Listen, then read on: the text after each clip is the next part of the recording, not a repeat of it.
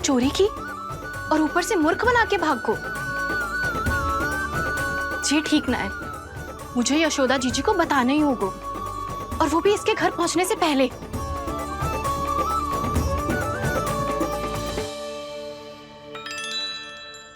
अरे पल्लू मत खींच, तनिक रुक जा, दे रही हूँ, पूजा तो करने दे।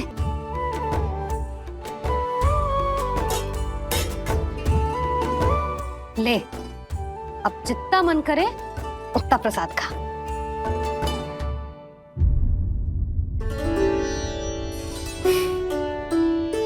या तो मैं सच्ची बावली हो गई हूँ कि मुझे हर समय कान्हा दिखता रहता है, या फिर मेरा लल्ला कुछ अधिक ही विशेष है कि मेरे साथ ना होके भी सदैव अपनी मैया के साथ ही रहता है।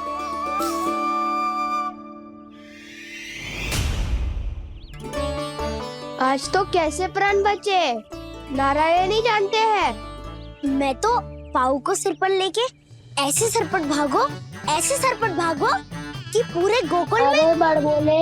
इस समय तो बड़ी बड़ी मत हाको, पर असली लाभ तो वानर महाराज ने उठाया है। पूरी की पूरी मटकी अकेले लेके निकल लिए। ये हमारी प्रतीक्षा कर रहा था ताकि हम माखन बांट सके। हमारे साथ ना दाऊ, उनके साथ।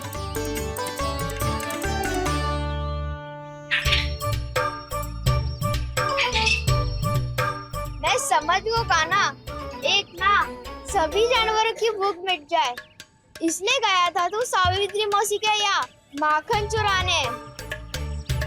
इससे पहले कि वो हमारे यहाँ पहुँच जाए, हमें घर पहुँचना होगा दाऊ, चाहे कछु हो जाए, पर देरी ना होनी चाहिए। इससे पहले के बहुत समय बीत जाए, हमें ये समझना होगा कि लोभ आदमी की बुद्धि को भ्रष्ट कर दे, तो हमारे सोचने समझने की क्षमता को नष्ट कर दे। तो बहुत समय पहले की बात, एक साधु था, वो सुनसान घने जंगल में रहकर साधना करता था। ब्रह्म ज्ञान को प्राप्त करने ही वाला था कि अचानक से एक दिन उसे एक सुनहरी बिल्ली दिखाई थी। उसने उसे देखो तो सोचो कि ये तो बहुत सुंदर है, इसे तो मेरे पास रहना चाहिए, और उसने उस बिल्ली को अपने पास रख लिया। फिर उसने सोचो कि इसे तो दूध की आवश्यकता होगी और उसके लिए गाय की, तो उसने एक गाय भी रख ली। अब गाय को चारे की आवश्यकता होगी और चारे के लिए भूमि की। नारायण की कृपा से भूमि का प्रबंध भी हो गयो। अब भूमि को जोतनो है, चारा उगानो है, चारा काटनो है, और उसे गाय को खिलानो है। गाय को खिला के उसे दूध निकालनो है, और दूध निकाल के बिल्ली को पिलानो है।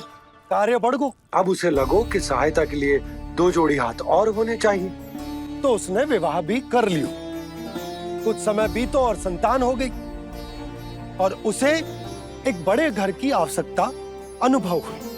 इसी प्रकार धीरे धीरे लोभ ने उसे अपनी छाया में ले लिया, और वो नारायण की साधना कर ब्रह्म ज्ञान को पाने के अपने परम लक्ष्य को भूल गो। फिर अनेक वर्ष बीतने के पश्चात उसकी अपने गुरु से भेंट हुई। पहले तो उन्होंने उसे पहचाना नहीं, और पहचानो तो उनने कही कि एक बार, बस एक बार अपने कर्तव्य से भटका था तू, और देख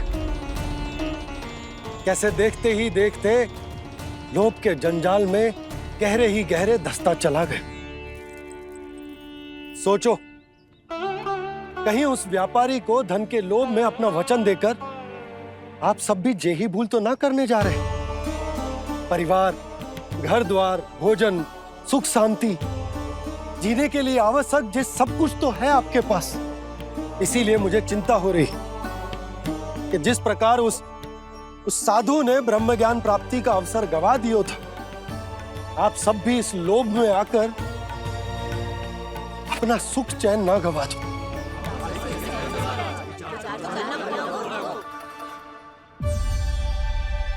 लग तो है बात सबको समझ आ रही है।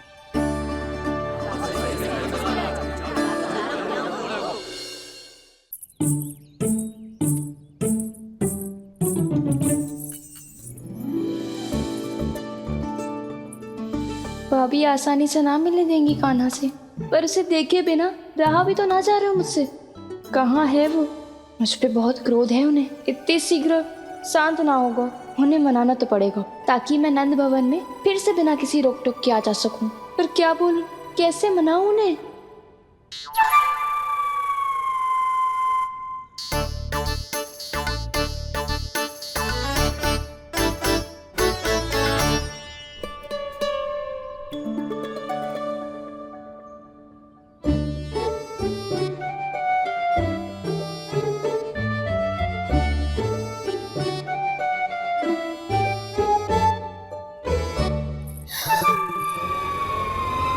वाह, जिसने मेरे लल्ला पर चोरी का आरोप लगायो वो ही आज मेरे घर में चोरी चोरी प्रवेश कर रही है। नाना भाभी, ऐसी कोई बात ना है, मैं तो बस ये देखने आई थी कि जसोदा भाभी का क्रोध शांत हुआ कि ना?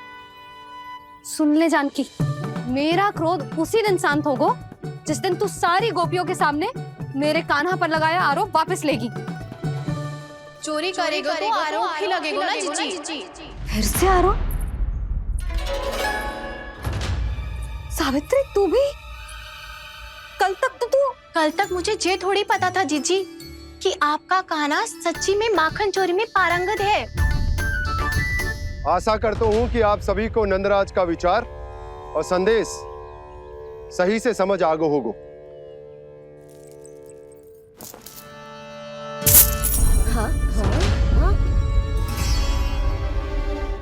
सिक्कों की खनक बता रही है कि पोटली कितनी भारी है। एक ही दिन में कितनी वजन पा गई जे। हमें भी इससे अधिक धन अर्जित करना होगा, तभी तो हम अपने उज्जवल का भविष्य उज्जवल कर पाएंगे। पहली बार कछु बुद्धि की बात की है तूने। नंदराज, हमारे मन में आपका बहुत सम्मान है, पर हम जो करना चाह रहे हैं वो लोभ ना है, वो तो विकास है। हाँ नंदराज, हम अपना और अपने संतानों का भला बुरा सोचे बिना कब तक अपना जीवन इस प्रकार जीते रहेंगे? फिर पिछले 4 वर्षों से हमने आपको कर भी तो ना दियो है। मुझे तो लगता है कि नंदराज की बातों पर शांति से सोच विचार के बाद ही कुछ निर्णय लेना चाहिए। ऐसा मौका बार बार ना आता। नहीं, हमें सोच विचार कर निर्णय लेना है सबने।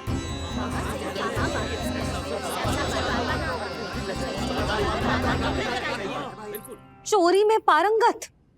हाँ जीजी, उसने टोली बनाई है और उसका नाम भी रखा है चौर्य विद्या प्रसारण टोली, और आपका कान्हा उसका अध्यक्ष है। अच्छा, तो कान्हा पूरी टोली लेकर आया था चोरी करने तेरे घर? और नहीं तो क्या। पर एक बात बताओ जीजी, मेरे बलदर को देखकर किसी का साहस ना हुआ भीतर जाने का, पर आपका कान्हा इतना साहसी है कि बिना भयभीत हुए इतने भयंकर बैल के निकट चले गए। सच्ची? और तेरे रक्षक बैल ने कुछ ना किया उसे? है ना अचरज की बात। क्रोध के स्थान पर वो तो उसके सामने ऐसे झुको जैसे कि प्रणाम कर रहा है। और जीजी, आपका कान्हा साहसी ही ना, बहुत चतुर भी है। मैंने मटकियां बहुत ऊपर लटकाई थी, पर बताओ कि बिना चौकी के मटकी को नीचे उतारने का उपाय किसने ढूंढा? किसने? आपके चतुर कान्हा ने। उसने अपने सखाओं को पर्वत बनायो और एक पक्के सेनापति की तरह बिना भयभीत हुए उनके ऊपर चढ़ गयो और मटकियां उतारने लगो। और एक ही ना, तीनों की तीनों मटकियां उतार ली। तीनों? हाँ जीजी, और वो इतना दयालु है कि पहले एक मटकी का माखन सब में बांट दियो और फिर बची हुई 2 मटकियों में से एक मटकी अपने सखाओं को दे दी और फिर दूसरी मटकी एक भूखे वानर को दे दी। और फिर जब मैं उसके सामने जाके प्रश्न करने लगी तो उसने मुझे अपने तर्कों के जाल में उलझाया और बड़ी आसानी से सिद्ध कर दिया कि वो तो परोपकार कर रहा था। मैं तो देखती ही रह गई और शब्द तो ऐसे झड़ते हैं मुंह से जैसे कि फूल। रुक जा सावित्री, पहले तू ये निर्णय ले ले कि तू मेरे लल्ला का गुणगान करने आई है कि उसकी निंदा करने? निंदा करने ही आई हूँ जीजी। जानकी सत्य कह रही थी। आपका कान्हा माखन चोर ही है और बलराम के साथ भागा था। बलराम क्यों? वो तो साक्षात गरुड़ देव की पीठ पे बैठ के उड़ के आयो है, तभी तो तुझसे बहुत पहले आके यहाँ बैठ गओ ना। आ देख ले, आ जा। देखो कैसे बैठ के सब पहरा दे रहे हैं कि कोई पंछी अनाज ना चुगले, और तुम दोनों व्यर्थ में इन सब पर दोष लगा रही हो।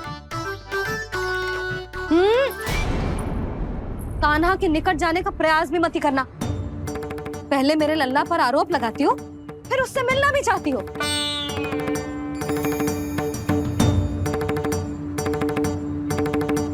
पर जीजी चोरी, अरे उसे तो चोरी का अर्थ भी ना पता होगा। तुम दोनों को नारायण का भय भी ना है क्या? हाँ, मेरे लल्ला पर आरोप लगाने से पहले तुम दोनों को लज्जा ना आई?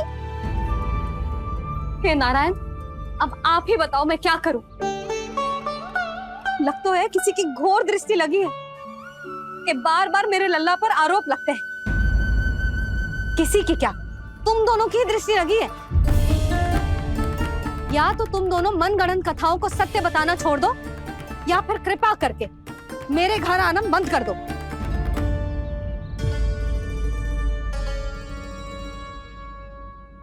अब दोनों मुंह क्या ताक रही हो? हाँ, जाओ यहां से।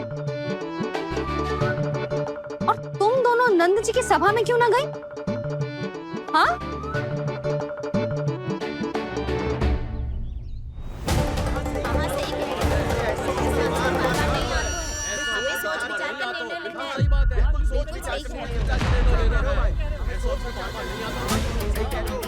जी कौन?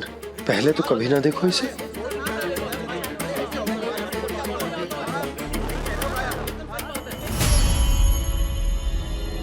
कहाँ को? बस करो।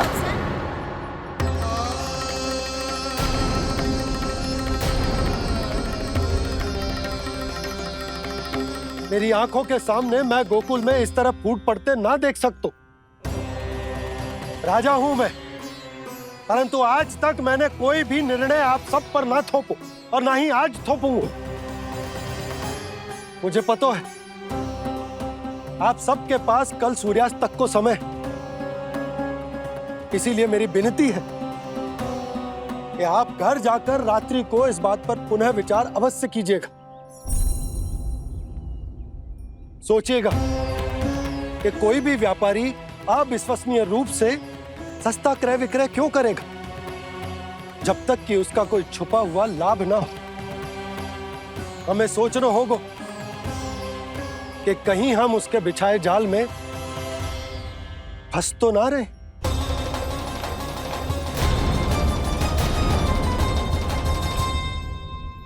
बच गए भैया, जैसे तैसे ही सही, पर समय से पहले पहुंच ही गए हो। सावित्री मौसी कनेक सी बात को इतना बड़ा चढ़ा के बोल रही थी जितना उज्जवल भी ना बोलतो।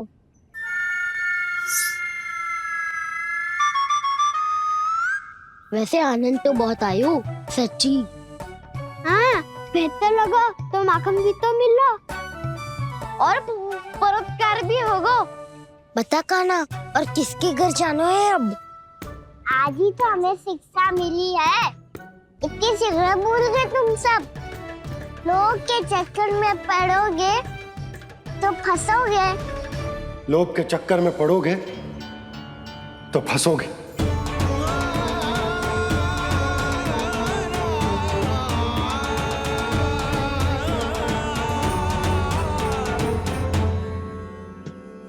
चोर चोर कह रही है मेरे निर्दोष से बालक को। अब तो इन दोनों ने अति ही कर दी है।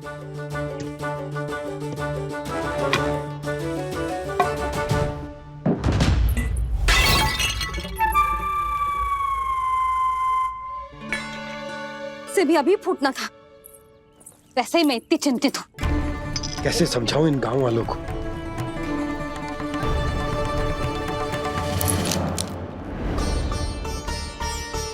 कोई समझने को तैयार ही ना है। लगता है सबकी बुद्धि भ्रष्ट हो गई है। सही कह रही हो यशोदा तुम। मुझे तो लगता है कि सोचना समझना ही छोड़ दिया सबने। अनेकों तर्क दे के समझा दियो, सिद्ध कर दियो, पर इनकी मोटी बुद्धि में कछु आतो ही ना है। यशोदा, तुम तो तर्क की कह रही हो, मैंने तो उदाहरण देकर समझाने को प्रयास किया, पर अपनी बुद्धि के आगे कछु ना समझ में आ रहा इन गांव वालों को। क्या सारे के सारे गांव वाले मेरे लल्ला पर आरोप लगा रहे हैं? जी क्या कह रही हो तुम? मैं तो गांव वालों की बात कर रहा हूं जो नारायण के नाम पर वचन देकर उस अपरिचित व्यापारी को अपने दूध, दही, घी, माखन सब देने को तैयार है। लो कर लो बात। मैं गोपियों की बात कर रही हूँ जो लल्ला पर माखन चोरी का आरोप लगा रही हूँ, और आज तो सावित्री ने भी लल्ला को माखन चोर कह के पुकारो है।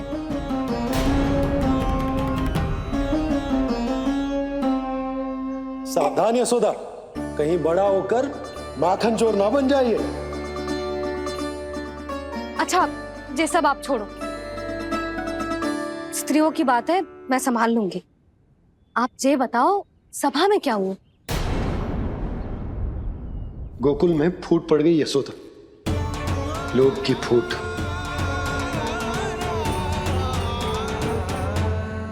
अरे रुको रुको रुको, व्यापारी जी रुकिए रुकिए। नंदराज ने प्रयास तो बहुत किया था व्यापारी जी, पर कुछ व्यक्तियों को छोड़ करके किसी के कान पे जूं तक नहीं रेंगी। इसका अर्थ फूट पड़ चुकी है लोभ की वजह से। बहुत ही शुभ समाचार लाए हो गुप्तचर। अब शीघ्र ही दिखेगा लोभ का चमत्कार।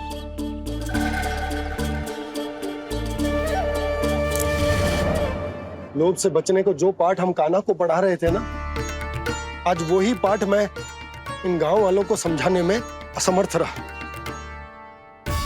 आप चिंता मत ही करो जी, धीरे धीरे सब ठीक हो जाएगा। तब तक बहुत देर हो जाएगी यशोदा। ये गोकुलवासी मेरे अपने, उन्हें अपनी आंखों के सामने मैं भूल करते ना देख सकता। वो सुलक्षणा, वो उस व्यापारी के प्रभाव में आ गए, और शंकरी मौसी और सुमति भी सुलक्षणा के मार्ग पर ही चल रही। कान खोल के सुन ले बहू, आज से घर में दूध पीनो बंद, दही खानो बंद, और माखन तो बिल्कुल न खानो। पर मैया, पर किंतु परंतु कुछ ना सुननो मुझे। सुलक्षणा की जैसे धनवान बननो है कि ना?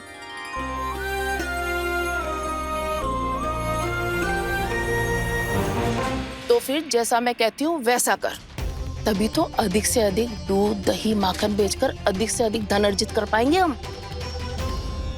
सुलक्षणा को उस व्यापारी की तरह धनवान बनना है और शंकरी मौसी को सुलक्षणा की तरह। ऐसे तो पूरा गांव ही लोभ में पड़कर कल उस व्यापारी के पास पहुंच जाएगा। अब तो फिर स्त्रियों को मुझे अपने ढंग से समझाना पड़ेगा। अब गोकुल वासियों को चाहे कोई भी कितना भी समझा ले, बुझा ले, ज्ञान बांटे, उन्हें केवल एक ही भाषा समझ में आएगी, लोभ की भाषा। लगता है आपके पास बहुत उत्तम योजना है व्यापारी जी। सब झटक लूंगा।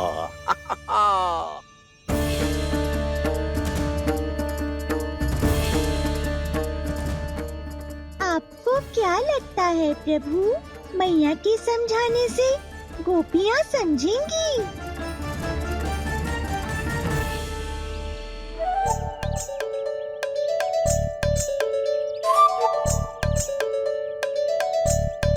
कान्हा, और कितनी प्रतीक्षा करवाएगो?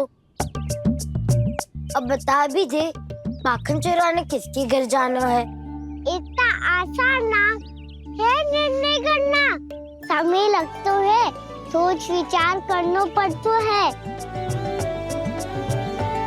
पर ये निर्णय किया कैसे जाए पता है मुझे। लगता है ये निर्णय करना पड़ेगा कि बचना कैसे है।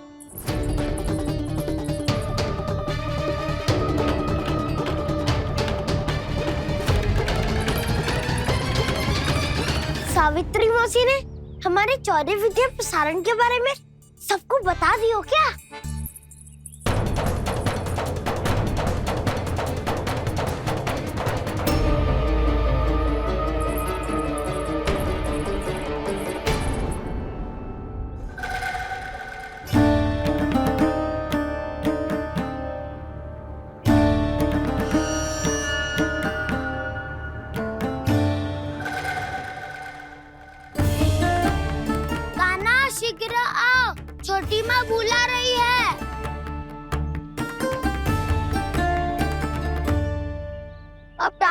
पड़ेगी और कुटाई भी होगी।